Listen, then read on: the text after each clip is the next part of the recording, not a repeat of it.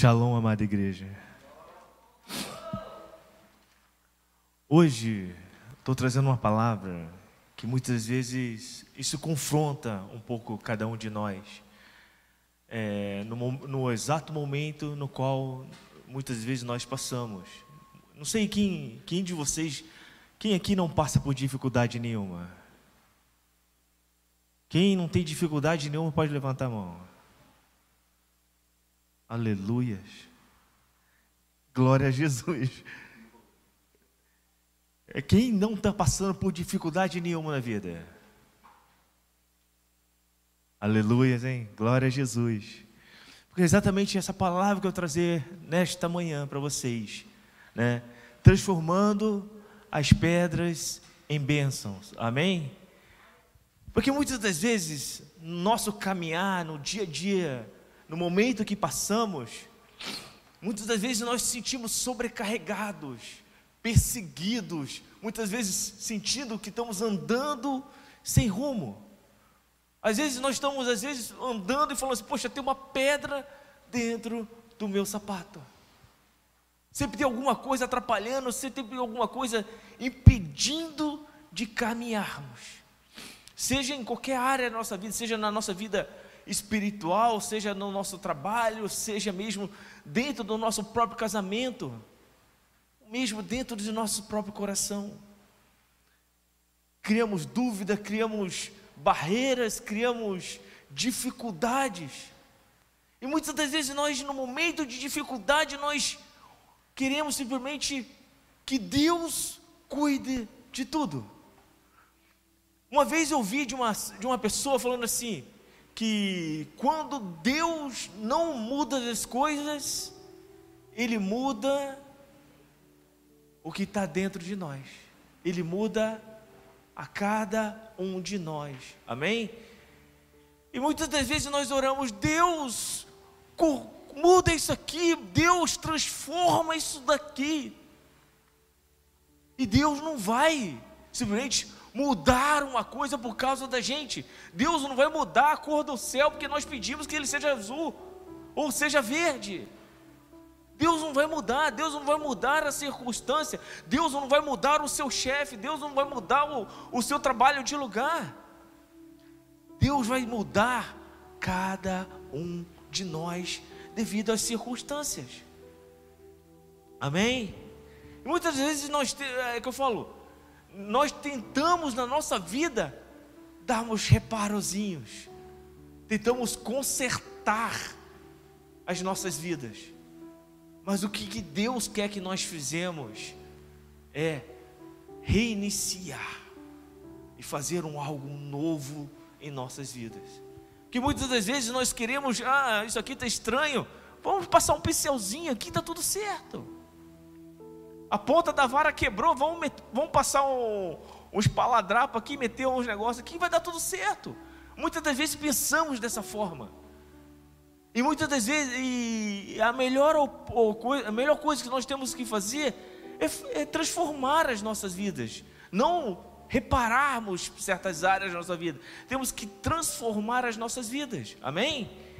Que muitas das vezes nós temos que ser, tipo assim, o barro na mão do oleiro. Porque muitas das vezes nós queremos simplesmente vamos passar um super bonde aqui que está tudo certo. Queremos remediar. E Deus, muitas vezes, quando a gente vê lá na passagem de Jeremias, quando Deus vai tocar, Ele fala para Jeremias assim: levante-se e desce à casa do oleiro, que ali eu vou te dar uma mensagem para a sua vida, uma mensagem para Israel. Ele vai lá e vai na casa de oleiro, ele vê o oleiro fazendo um barro, fazendo um vaso, e aquele vaso se desmancha na mão dele. Aí ele vai e refaz de novo. E muitas das vezes nós somos aquele vaso que está sendo preparado, e no primeiro momento ele vê aquele vaso se despedaçando. Aí muitas vezes nós que estamos de fora, muitas vezes a gente vê duas partes aqui: a visão de Jeremias e a visão do oleiro. Porque na visão do oleiro, na visão de Jeremias, aquilo era barro, era um barro sem forma, ou era um vaso mal feito. Mas na visão do oleiro ele enxergava ali não só um monte de barro, ele enxergava ali um vaso. É assim que Deus enxerga em cada um de nós. Ele não te vê apenas como um barro, Ele te vê pronto, Ele te vê na perfeita composição. Deus vai olhar para aquilo ali e falar assim: é um vaso, ele vai ser esse detalhe, ele vai ter essa curvinha aqui, ele vai ter uma haste diferente, ele vai ter uma boca diferente, uma saída de água, ele vai ter um detalhezinho a mais. É assim que Deus olha para a gente. Ele não olha para a gente como um monte de barro. Jeremias, quando olhou para aquilo ali, só via um barro em construção, mas o oleiro ali olhava para aquilo ali e via um vaso. É assim que Deus vê cada um de nós. É assim que Deus quer que cada um de nós sejamos. Querendo que nós, no momento da dificuldade, nós sejamos transformados. Porque muitas das vezes nós queremos na nossa vida apenas consertar, e aí Deus quer que na nossa vida nós façamos algo novo, sejamos realmente transformados desde a essência, amém? E eu gostaria de entrar na parte em Gênesis, quando Jacó está em Betel. Lá em Betel ele simplesmente dorme. Ele vai lá e dorme e coloca uma pedra como travesseiro. Mas antes de eu entrar nessa parte da pedra, eu gostaria de contar um pouco da história de Jacó. Conta-se que Isaac, filho de Abraão, casou com Rebeca. Abraão, que todo mundo sabe, é o homem que recebeu a promessa de Deus, dizendo que da sua descendência farei uma nação. Um homem que com 80 e poucos anos recebe uma promessa dessa, ele fala: é impossível. E com quase 100 anos Deus confirma essa promessa na vida dele. Daí nasce Isaac. Isaac cresce debaixo das bênçãos de Deus, casou com uma mulher e não conseguia engravidar. Isaac se casou com Rebeca e também não conseguia engravidar. E no momento que ele engravidou, ali se fez duas nações, Esaú e Jacó. Conta-se que na gestação as crianças brigavam lá dentro, se remexiam dentro dela. Aí no dia do nascimento, Esaú sai na frente. O homem peludo, encorpado. E logo depois nasceu uma outra criança segurando o calcanhar do primogênito. E este era Jacó. Eu gosto de contar a história de Jacó porque é muito interessante. É muito gostoso que muitas das vezes nós nos vemos na posição de Jacó. Sentimos muitas das vezes separado, excluído das promessas de Deus. Mesmo ele não sendo favorável, ele não ter nascido primogênito, ele buscou saber que ele devia ouvir. Acho que ele dentro do ventre da mãe ele já sabia que eu acredito que ele já sabia que ele teria que ser o dono da promessa, o homem da promessa. Porque Abraão recebeu a promessa, passou para Isaac. Isaac teve a promessa e passou para os filhos dele. Você via lá Esaú, primogênito, contudo ele seria o dono da promessa, ele seria o dono das bênçãos que Deus derramou. Mas Jacó, acho que desde o ventre da mãe, acho que ele sabia que ali ele tinha que ser o dono da promessa. Porque na hora que ele nasceu, ele já falou assim: não, eu não posso nascer em segundo, eu tenho que ser o primeiro, eu tenho que ser o primogênito. Ele foi lá, nasceu agarrado no calcanhar do irmão. E você via Esaú cresceu achando que a promessa dele não valia para nada, a primogenitude para ele não significava nada. Para ele, eu sou o Itibã e o caçula que se dane. Eu vou ser o dono de tudo que meu pai conquistou. Isso vai ser tudo, vai ser meu. E tanto que ele não se importava com os pensamentos do pai, tanto que ele veio e casou com as mulheres do local. E quando Jacó se reservava, e quando teve a oportunidade, Isaac já cego, sentindo que sua vida estaria quase perto do fim, ele chegou e pediu para Esaú: faça uma caça para mim, e faça um guisado bem gostoso, que depois que eu comer, eu abençoarei a sua vida. Nesse exato momento, Rebeca ouve a conversa, e mais que depressa fala assim: vai lá, arranja, mata um cabrito, e faça um assado, faça um guisado para o seu pai, que você vai receber a promessa no lugar de Esaú. A mãe de Jacó pegou a pele de cabrito, colocou sobre ele, vestiu, botou sobre o rosto, sobre o seu peito, para ter o cheiro de Esaú. E Jacó foi no lugar de Esaú, entregou o guisado e recebeu a promessa dele. Recebeu a promessa que seria para Esaú. Mas ele foi lá e pegou a promessa para ele, recebeu todas as bênçãos. No momento que Esaú chegou, falou: pai, eu trouxe agora seu guisado. Aí o Isaac falou: mas espera aí, eu já abençoei então o outro. Esaú, tomado por raiva, ele falou assim: quando o meu pai se for, eu vou vingar e vou matar meu irmão. Rebeca, sabendo disso, pega e manda Jacó para a casa do seu tio Labão, fica em Padarã. Aí eu fico imaginando Jacó fugindo da raiva do seu irmão, temendo pela sua vida, e vai até Harã de Padarã. Padã de Harã. Desculpa, eu acho que eu inverti as bolas. Aí eu fico imaginando ele caminhando. Segundo os historiadores, falam que de onde ele estava, lá de Berseba, até Harã, são apenas 750 quilômetros. Só isso para o cara andar a pé, sozinho, acredito, com poucos mantimentos, porque eu acho que ele teve que sair correndo às pressas. Aí você vê um homem sozinho no meio do deserto, ele em Betel, cansado, destruído.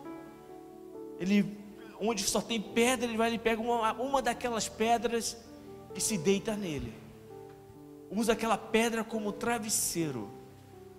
E ali ele tem um sonho.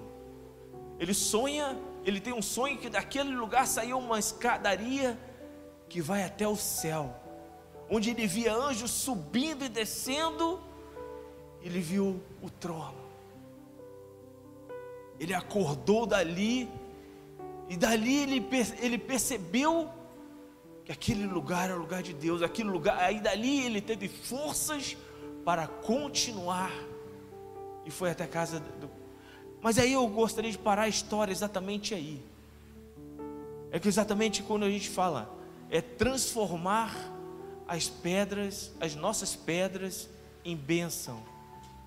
A primeira etapa de transformarmos a nossa pedra em bênção seria: transforme a sua pedra num travesseiro.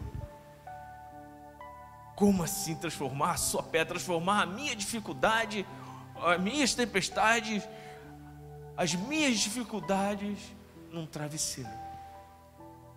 Parece loucura, mas se nós pararmos assim, fala assim que a primeira coisa que nós temos que fazer, aprendermos como Jacó, em tempos difíceis, em tempos de dificuldades, encontrarmos um tempo para descansar em Deus. Tempo para descansar em Deus. Como eu falo, não adianta muitas das vezes a gente reclamar, ou mesmo falar assim: não adianta a gente prosseguir de qualquer jeito se a gente não consegue descansar em Deus. Porque muitas vezes quando nós estamos passando por dificuldade, passando por aflições, queremos resolver tudo na força dos nossos braços. Esquecemos de pedir para Ele: Senhor, dai-me força, Senhor, me ajuda, porque contigo eu não consigo. Antes, quando eu era do mundo, a Dani vinha falando assim: quem te deu tudo para você? Eu falei: foi isso aqui, força dos meus braços. Foi isso que me sustentou até o dia de hoje. Muitas vezes eu passei a vida inteira acreditando nisso. E quando nós percebemos que tudo vem do Senhor, que a força que nós temos vem do Senhor, é isso que nós temos que acreditar, é isso que realmente temos que levar as nossas vidas, é crer, esperar e descansar em Deus. Aí eu fico vendo aqui uma passagem que eu acho que é muito interessante, é da viúva pobre. Ela só tinha aquelas 2 moedas e ofertou naquele exato momento no gasofilácio. Jesus olhou para ela e falou para os seus discípulos: ela é o que mais deu, porque de tudo que ela tinha, ela depositou. Enquanto os outros que depositavam muito, mas davam o que sobrava, ela não, ela pegou, simplesmente ela depositou tudo que tinha. Aí eu falo: o que isso tem a ver? É outro dízimo, oferta? Não, não é. É o que eu quero dizer, é quando realmente acreditamos, quando realmente descansamos em Deus. Eu fico vendo crentes vindo aqui para o Japão, estou falando cristão, crente, muitas vezes denominado pastor, presbítero, com cargo dentro da igreja, vem aqui para o Japão, se deslumbra com a economia, se deslumbra com o poder aquisitivo, poder de compra. Aí vai e compra um carro, compra uma casa. Aí chega um momento e fala: está difícil, hein? Está difícil de seguir aqui, está difícil de coisa. A primeira coisa que ele faz, fala assim: vamos cortar custo. Vamos cortar custo. O que ele faz? Para de dizimar, para de ofertar. Primeira coisa que um crente fast food faz é o quê? Parar de dizimar e parar de ofertar. Muitas vezes subindo no altar, leva a palavra de Deus, mas não é capaz de dizimar e ofertar mais. A primeira dificuldade que faz é desistir de ofertar e dizimar. Muitas das vezes, no primeiro momento de dificuldade, deixa de fazer as coisas para Deus. Aí a gente vê aquela viúva, porque naquela época as viúvas não tinham mais nenhum meio de conseguir sustento. Era simplesmente ajuda de outras pessoas, era ajuda da igreja. Eu fico imaginando ela com aquelas 2 pequenas moedas, falando assim: primeiro lugar na minha vida é Deus. Primeiro lugar da minha vida, eu como o apóstolo veio aqui e falou aqui, ela sabe o poder da semeadura, ela sabe o poder de honrar aquele que nos honra. E eu fico vendo muitas das vezes crentes vêm aqui para o Japão e perde o que é o princípio de tudo, perde o princípio da honra. E a primeira coisa que faz quando compra um carrinho, melhora, mostra para todo mundo que está com um carrinho bonito, mas deixa de ofertar e dizimar. Aí eu vejo também no momento de dificuldade, eu fico imaginando os discípulos dentro do barco lá com Jesus, no meio da tempestade, o barco balançando, aquelas ondas enormes, os ventos fortes soprando sobre cada um de nós. Muitas vezes nós vivemos isso, estamos dentro do barco e vemos as grandes ondas, a tempestade, os ventos fortes, e muitas vezes chegamos como os discípulos: Deus, cadê você? Não importa que morramos.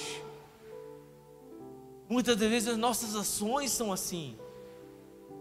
Chegamos para Deus e nos indignamos com Deus, falando: Deus, cadê você? Deus, você está dormindo enquanto eu estou aqui no barco, então, o barco está afundando, está isso. Mas eu quero que vocês saibam de uma coisa: Quem é seu Salvador? Responda para mim, quem é seu Salvador? A quem você dá o direito a seus louvores? A quem você entrega os seus momentos de dificuldades? Quem é o dono do seu barco?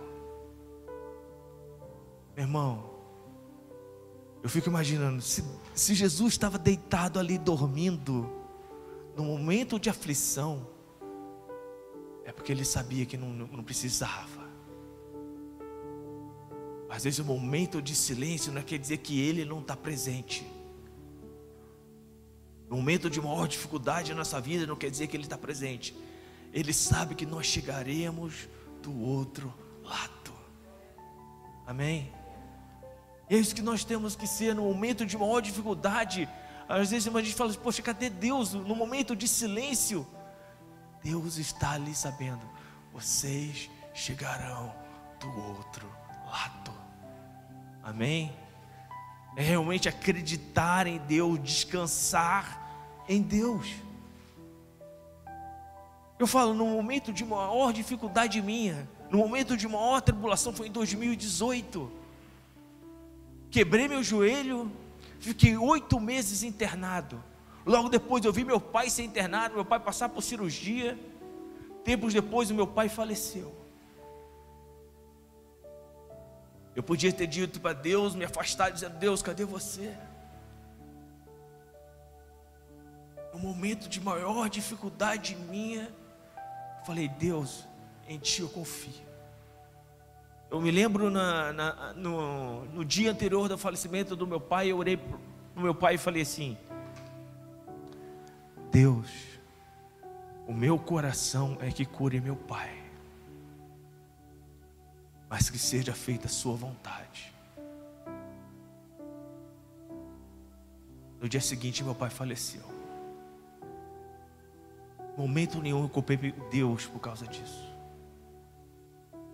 Eu sabia da irresponsabilidade do meu pai com relação aos tratamentos dele. Ele abdicou do tratamento dele para outras coisas. Não tinha como culpar Deus por uma responsabilidade do meu pai. E muitas vezes nós, no momento de amargura, simplesmente culpamos Deus por tudo.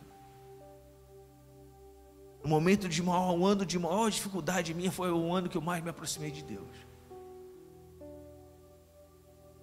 Eu poderia falar assim, poxa, eu passei 8 meses parado, sem trabalhar. Passei 3 meses sem conseguir colocar o pé no chão. Quando a gente recebe o Rossai, meu irmão, é lá embaixo o nosso patamar. Eu saí de um emprego que recebia 400 mil, cara. Eu fiz as minhas contas por falta de... Não passei para o crowd de finanças, né? Eu não tive... Antes de me converter, eu fiz todas as minhas dívidas num salário de 400 mil. E o Rossai me dava 190 mil. Quando eu me acidentei na Hitachi. Imagina um Rossai de 190 mil, ainda ter que pagar Chacai Roquem, pagar um monte de coisa. Eu falo uma coisa para vocês, não me desesperei, porque eu criei no Deus que eu servo. Sempre fui dizimista fiel, ofertante fiel, mesmo no momento de dificuldade, porque no meu coração eu creio naquele que me sustenta.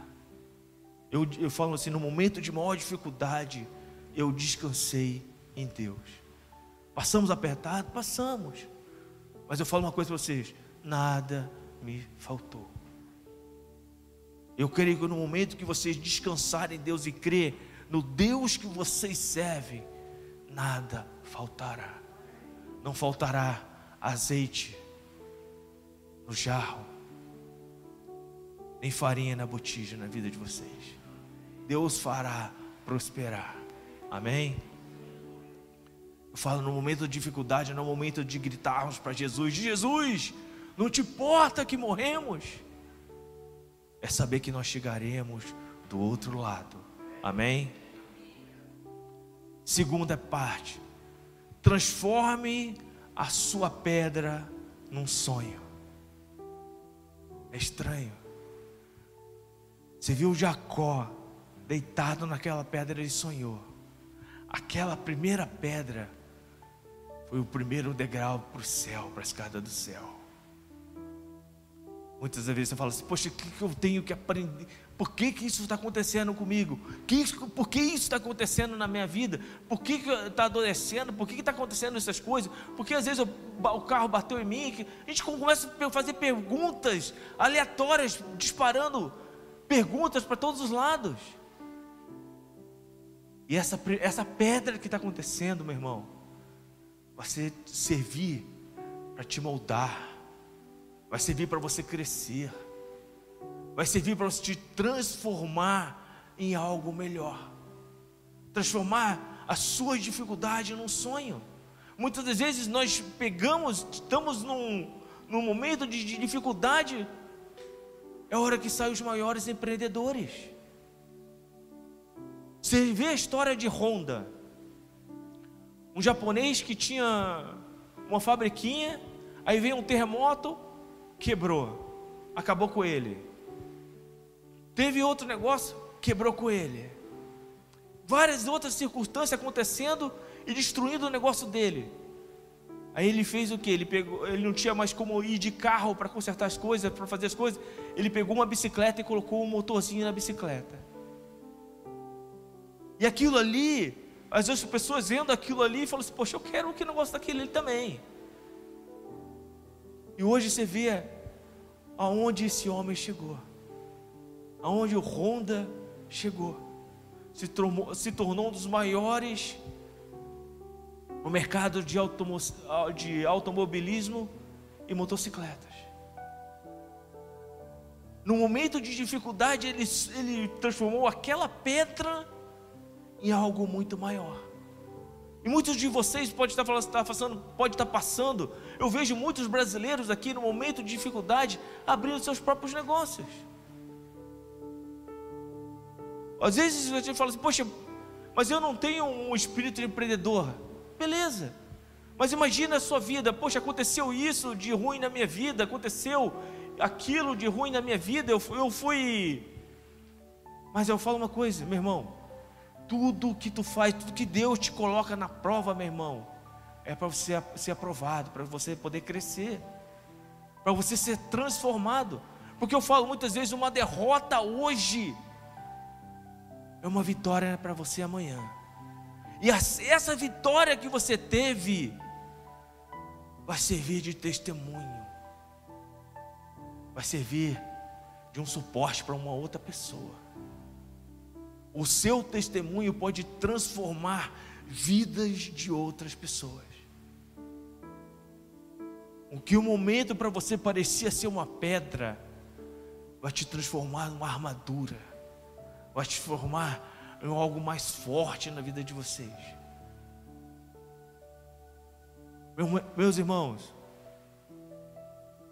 eu fui criado numa família de um certo modo machista, que a mulher tem que fazer tudo dentro de casa, desde lavar roupa, de cozinhar, de arrumar a casa, de cuidar dos filhos, tudo era em cima das costas da minha mãe. Meu irmão, eu cresci assim também. Eu cresci dessa mesma forma. Minha esposa sabe. Eu era bem desleixado em tudo. Eu era muito desleixado. Eu era daquele cara que pegava um copo e bebia água, deixava aqui. Aí depois ia ficar com vocês, pegava outro copo, ia lá e deixava aqui. Minha casa espalhava de copo, meu irmão. Eu tirava a camisa e largava num lugar. Via as coisas caídas no chão e para mim aquilo ali fazia parte do cenário. Esse era eu. Ainda tem um pouquinho disso em mim ainda, né? Mas a gente vai consertando. Nesse momento que eu fiquei 8 meses parado, minha esposa trabalhando em casa sem fazer nada. Esse momento que eu descobri que a esponja não destrói nossos dedos. Foi nesse momento que eu descobri que lavar louça não te faz menos homem. E varrer a casa não vai cair minha cabeça, não vai atrofiar meus dedos, não vai entortar meus dedos ao ponto de eu não conseguir mais mexer minha mão. Hoje eu sou um cara que olha para a privada assim, eu vejo suja, eu fico com nojo, eu vou lá e limpo. Eu sou um cara que hoje vejo a louça na pia, eu fico irritado, eu vou e lavo. Eu precisei de que Deus quebrasse a minha perna para enxergar o quão mal eu era dentro da minha própria casa. Hoje eu ajudo ela. Não sou 100% ainda não, mas a gente está em crescimento, a gente está em... Mas isso que faz, é que eu falo, isso fez com que melhorasse a mim.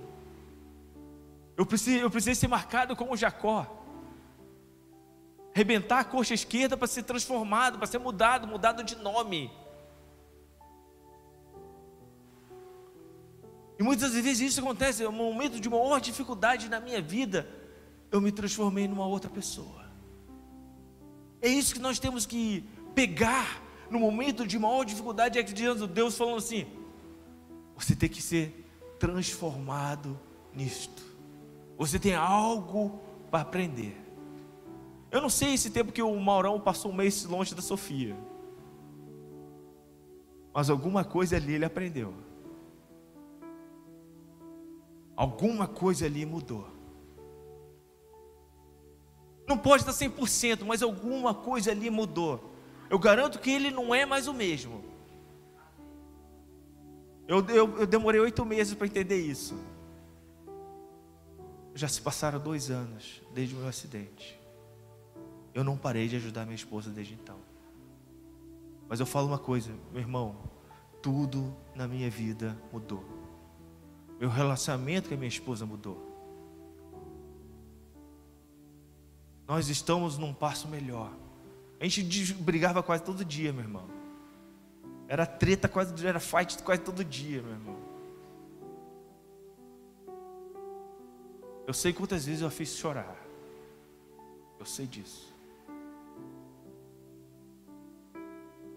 Eu sei quantas vezes eu dormi no sofá com raiva. Muitas vezes acontece isso aí, não é? Não estou falando que está 100% não. Mas eu falo, muita coisa mudou, meu irmão. Nós pegarmos um momento de maior dificuldade e transformar num sonho. Sempre sonhei, meu irmão, de ter um casamento perfeito. Mas eu me achava perfeito, meu irmão. E quando a gente descobre que nós não somos perfeitos, que nem sua parceira é perfeita, existe um homem que é perfeito. E nós, no momento de dificuldade, é que Deus fala assim: é agora que eu vou fazer você mais ser parecido comigo.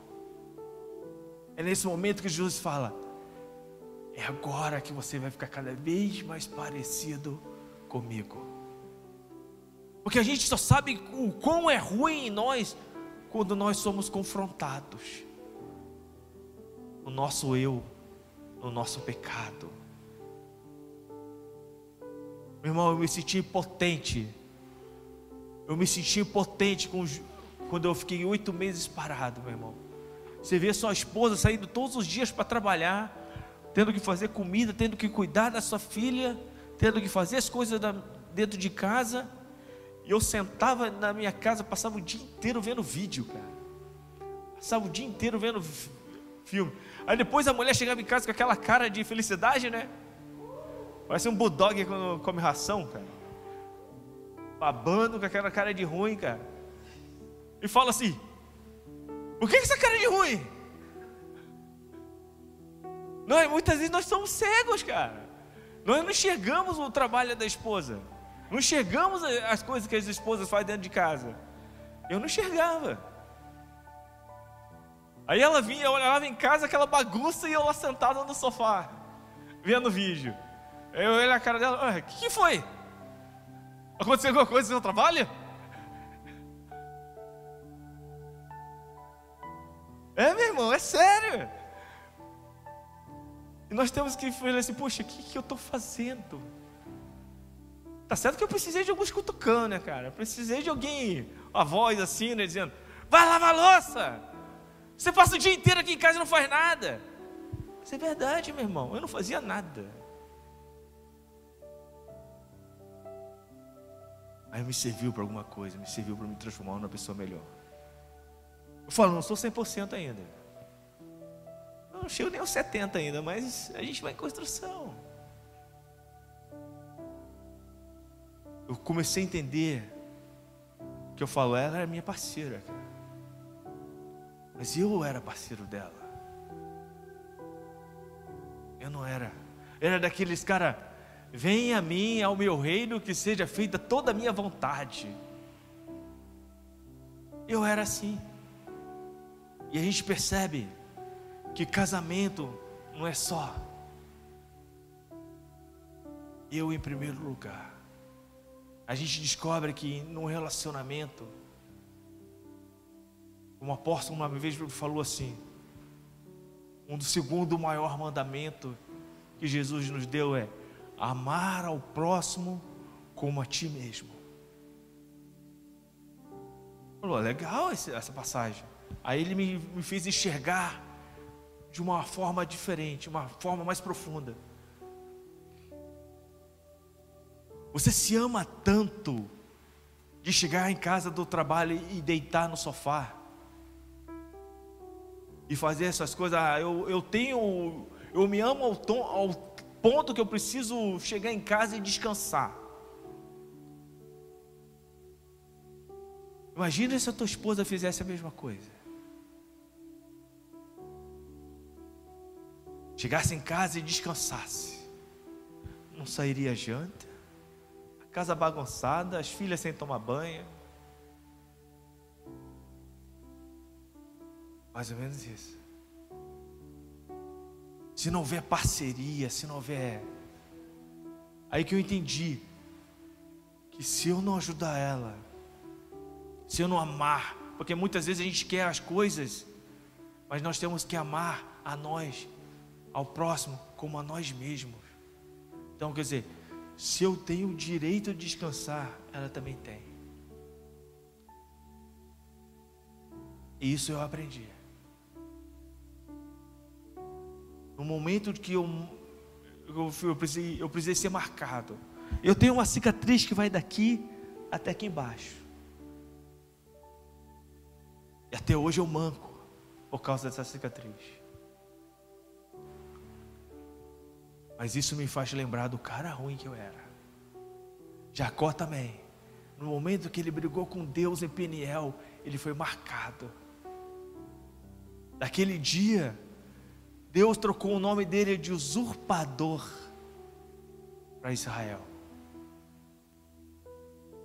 É no momento de maior dificuldade, Deus fala assim: o seu nome não é mais preguiçoso, teu nome é esforço, teu nome não é mais egoísmo, teu nome é empatia.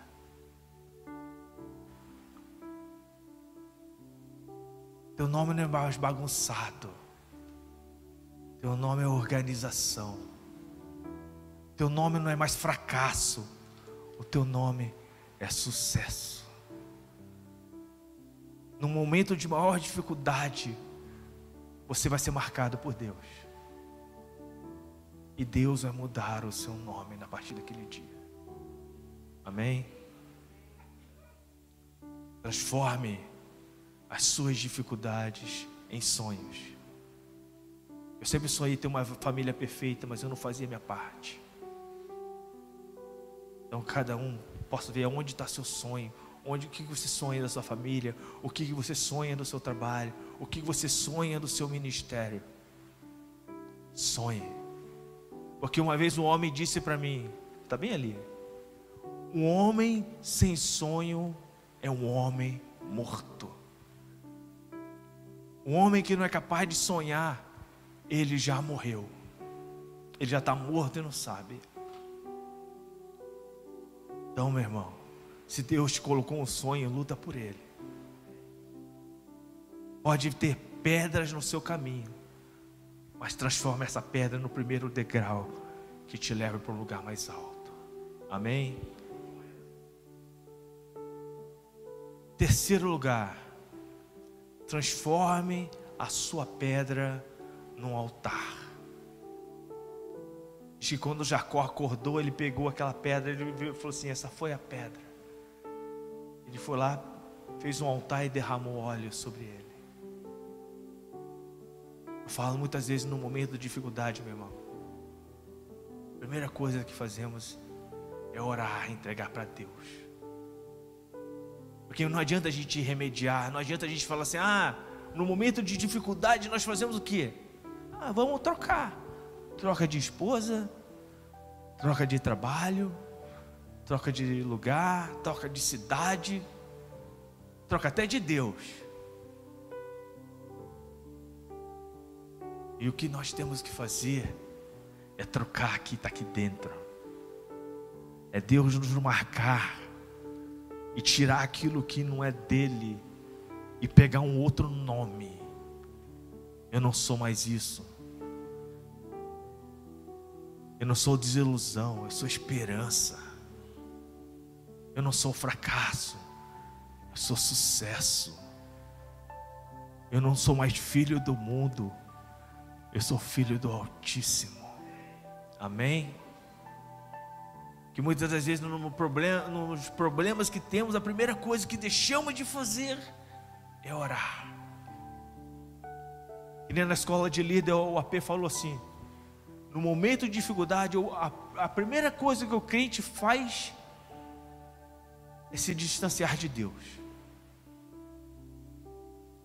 A primeira coisa que o crente, no momento de dificuldade, é se distanciar de Deus. Jacó, naquele momento lá, aquela visão que ele teve, aquele sonho que ele teve, fez ele perseverar com o seu grande propósito. Amém? Eu falo hoje, é o que nós temos que fazer, é transformar as nossas dificuldades no altar, de orar, entregar para Deus. Eu me lembro que quando eu estava no quarto daquele hospital, eu li um livro, Bom Dia Espírito Santo. Foi no momento que eu entendi o poder do Espírito Santo na minha vida. Eu fico vendo às vezes a Dani, ela é apaixonada pelo Espírito Santo. O Espírito Santo, eu acho que para mim ele serve como um alertador, um ajudador. Eu tenho minhas conversas com o Espírito, mas eu falo, eu queria ser igual a minha esposa. Ela é apaixonada pelo Espírito.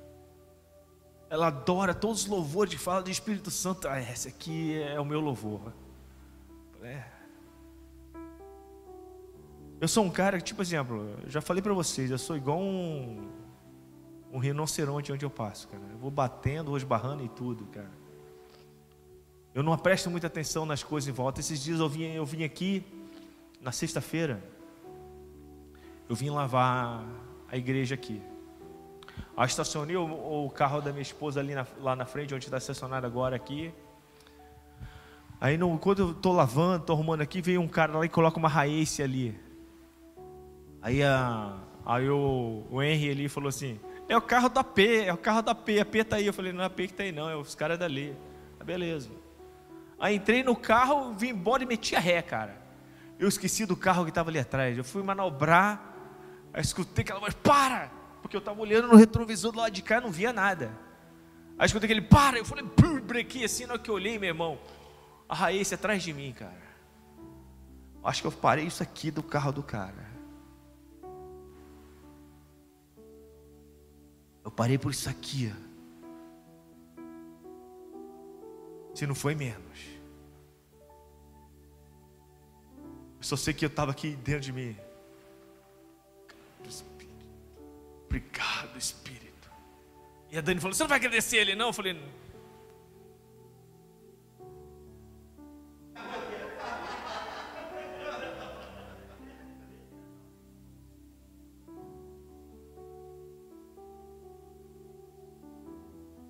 assim que eu saí, meu irmão.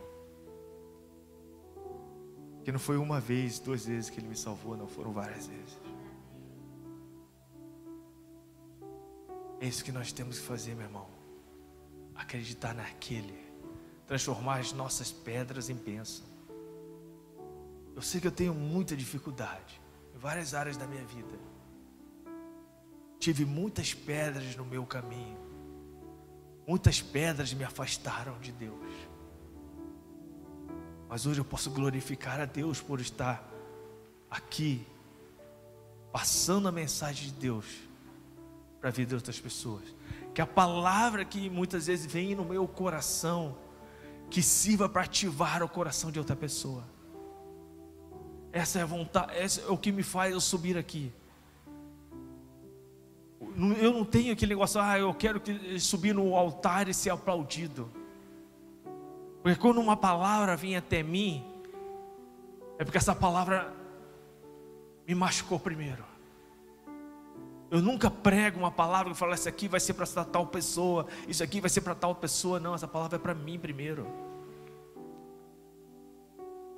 Porque a palavra antes, ela tem que tocar em mim, para mim poder derramar para a igreja. Todas as palavras que eu confronto, que eu derramo sobre a igreja, é porque foi derramada em mim. Eu falo, quando houver pedras no nosso caminho, meu irmão, descanse, sonhe e adore.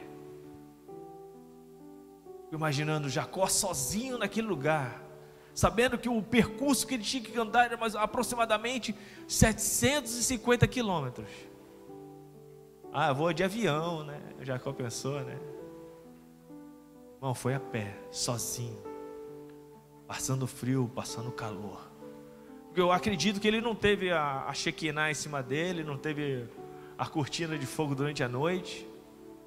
Ele não teve isso não.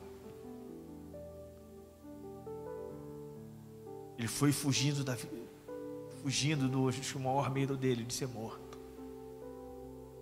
Fugindo possivelmente de vergonha.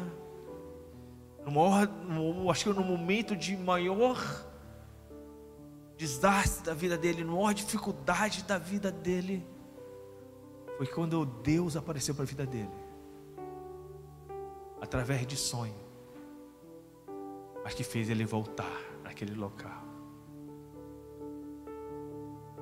Muitas das vezes nós temos maior dificuldade de descansar em Deus. No momento de maior dificuldade, de descansar em Deus, de sonhar com Ele e de adorá-lo. Que nessa manhã, na vida de vocês, se vocês têm uma pedra no caminho de vocês, se vocês têm dificuldades na vida de vocês, como a primeira coisa que eu fiz aqui é perguntar para vocês: alguém está passando por dificuldade? Quero que você pegue essa dificuldade e fala: você não é maior que meu Deus. Minha dificuldade, meu egoísmo, meu pecado, minha falta de força para vencer os meus pecados, de vencer os meus maus pensamentos, não é maior do que meu Deus. Que hoje cada um de vocês possa entender que as pedras que são colocadas na vida de vocês é para te transformar melhor. Amém? Eu tenho uma pequena ilustração aqui para fechar minha pregação. A pregação que Deus colocou no meu coração é assim: um menino tentava levantar em vão uma sacola pesada demais para ele, e seu pai ali do lado olhando para ele, estica o braço, abrir a mão e dizia: use toda a sua força, você consegue. E ele tentou mais 2 vezes levantar aquela bolsa e não conseguia. E o pai falava as mesmas palavras: use toda a sua força, você consegue. E o garoto olhando para o pai, tremendo as perninhas ali: eu não consigo, pai. Desabou o menino. O pai chegou assim: olha para mim. O homem mexendo seus dedos, olhando para a sua mão, e ele olhou para a mão dele e repetiu vagarosamente: usa toda a sua força. Só então o menino entendeu que o pai estava esticando a mão para pegar o outro lado, a outra alça da sacola. Ele percebeu que ele não estava só, que o pai estava lá do lado dele para dar força. Muitas vezes somos esse menino. Deus nos dá algo e nós não conseguimos carregar essa sacola. Deus fala: usa toda a sua força, porque Ele vai estar do outro lado, segurando outra haste. Amém? Essa é a mensagem que eu gostaria de deixar na vida de vocês essa manhã.